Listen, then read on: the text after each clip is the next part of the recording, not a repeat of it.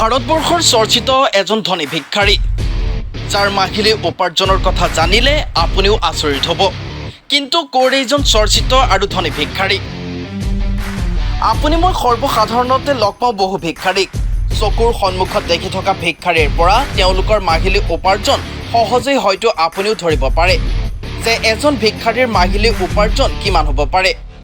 আপুনি মই ভাবো যে এজন ভিক্ষাৰীৰ মাহিলী উপাৰ্জন অতি বেছি 5,000 পৰা 10,000 টকাৰ ভিতৰত হ'ব কিন্তু আজি আমি আপোনালোকক দেখুৱাম দেশৰ আটাইতকৈ এজন সম্ভ্ৰান্ত ভিক্ষাৰী স্ক্ৰীনত দেখা পোৱা এই ভিক্ষাৰীজনলৈ লক্ষ্য কৰক এই ভিক্ষাৰীজনৰ ঘৰ মায়ানগৰী মুম্বাইত নাম ভৰত জৈন এই ভিক্ষাৰীজনৰ উপাৰ্জন এটা ভাল চৰকাৰী চাকৰি বা এজন চৰকাৰী কৰ্মচাৰী বা বেচৰকাৰী বিষয়াতকৈ বহু বেছি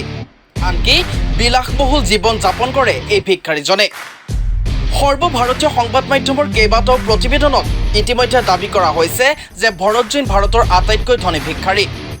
মুম্বাইৰ পেৰেল অঞ্চলত ভিক্ষা কৰা 49 বছৰীয়া এই ভিক্ষাৰীজনৰ মাহিলী উপাৰ্জন 75,000 টকা কেৱল সেয়াই নহয় ভাৰতৰ দুটাকৈ আছে এপাৰ্টমেণ্ট ইয়াৰে প্ৰতিটোৰ দাম প্ৰায় 70 লাখ টকা তেওঁৰ পিতৃ দুই ভাতৃ আৰু পত্নী তথা দুই সন্তানৰ সৈতে বাস কৰে ভৰতে তাৰোপৰি ভৰতৰ আছে এখন দোকানো এই দোকান ভাড়া দি ধনী ভিক্ষাৰীজনে মাহিলী লাভ কৰে 10,000 টকা বৰ্তমান কেৱল ভৰতেই নহয় এই তালিকাত কলকাতাৰ লক্ষী দাসৰো নাম অন্তৰ্ভুক্ত হৈছে 1964 চনৰ পৰা লক্ষীয়ে ভিক্ষাৰী বৃত্তি আৰম্ভ কৰিছিল আৰু লক্ষীৰ বৰ্তমান মাহিলী উপাৰ্জন 30,000 টকা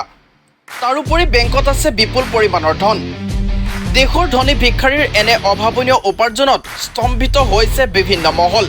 সৃষ্টি হৈছে সংবাদ মাধ্যমত ব্যাপক আলোড়ন national desk report north east view